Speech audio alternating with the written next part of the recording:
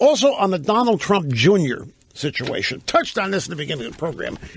Reince Priebus was on, I think it was Fox News Sunday, one of the Sunday shows, and he put it out there that this whole thing might have been a Democrat setup. What happened is that a warrior, a female warrior by the name of Natalia Veselnitskaya, requested a meeting with somebody in the Trump campaign at Trump Tower back in June of 2016. She got the meeting by telling them that she had some dirt on Russian connections to the DNC. So essentially, she had some Oppo research.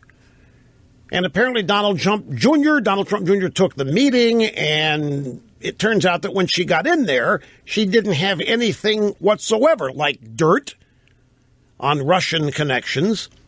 She lobbied instead for an easing of something called the Magnitsky Act, which imposed sanctions on Russia for human rights abuses. Donald Trump Jr. abruptly ended the meeting. The meeting and the campaign never did allege, they didn't report anything about it because she got in there under false pretenses. Priebus thinks that what happened was that there was a potential setup that the Democrats, the Hillary campaign, because of their ties with a company called Fusion, which is related. Fusion had something to do with the Golden Showers dossier, folks. And so the Priebus wing is saying, no, this thing could have been a setup. We didn't do anything about it because we foiled it. She got under false pretenses. It's a big nothing burger in terms of collusion, in terms of substance. But the media can harp on this because it looks like Trump's son met with a Russian. And all you have to do is meet with a Russian if you happen to. The thing that blows this to smithereens is, we're talking June of 2016. If there was collusion, why, it would have already been underway. If there was collusion, if Trump was colluding with the Russians, this woman would not have gotten in the way she did. They wouldn't have needed to talk to this woman, and this woman wouldn't have been blind calling Trump's son. I need to talk to somebody. I've got dirt on the Hillary campaign. The fact that Donald Trump Jr. took the meeting, well, make of that what you will. I mean, you could have, I don't know how many explanations for this. A son wanting to be in the loop, wanting to appear to be in the loop, a son being protected, any number of things. The media is focusing and harping on the potential criminal aspect of this. It's just laughable. There's nothing here. The woman didn't even have any opposition research on Hillary. And by the way, since when do campaigns reject opposition research on their enemies?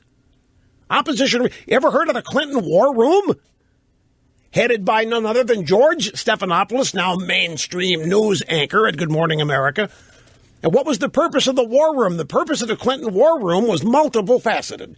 To destroy all of the women who might come forth and say they had slept with Bill Clinton or vice versa. And at the same time, just literally destroy anybody else who had any assertions about Clinton, and to also dig up opposition research at the time on George H.W. Bush. So somebody calls this, says, I got some Oppo research, I've got some real dirt on the Hillary campaign, and the Trump people are, sure, come on in, let's see what you got. It turns out she had nothing. It was a ruse to get in there to make a pitch on the easing of the Magnitsky Act. Big whoop. But really, that's all there is to these two things. Except the drive-bys are not going to let this Donald Trump Jr. thing go. It is why it's becoming intellectually challenging to stay interested in this, folks, because